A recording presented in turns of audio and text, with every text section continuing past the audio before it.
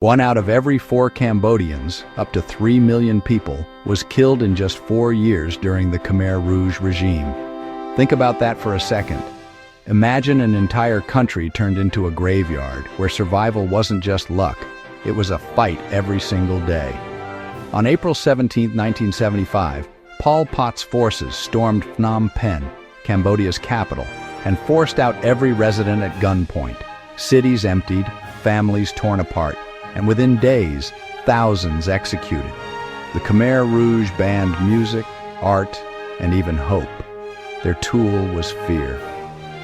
Arn Chorn Pond, just a boy from a family of artists, was thrown into a Buddhist temple-turned-execution camp. Most kids didn't make it, but Arn did. Not by fighting, but by playing music for his captors, propaganda songs, meant to drown out the screams and gunshots outside. He once said, "Music saved my life," but even then it was no protection. Kids who missed a note or learned too slow were killed.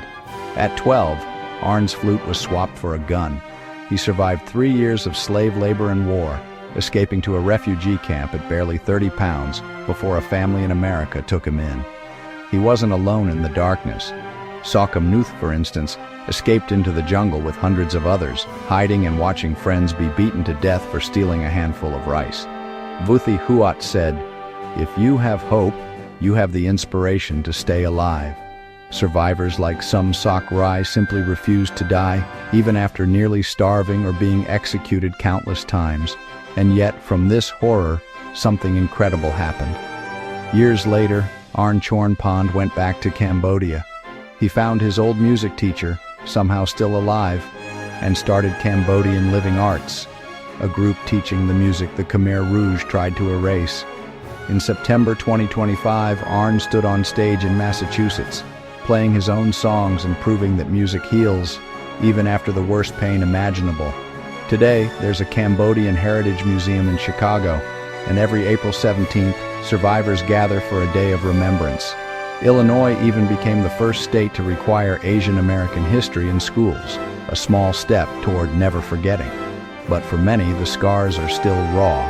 They still don't know when or where their loved ones died, but they share their stories, believing that remembering is the first step to healing and making sure this never happens again.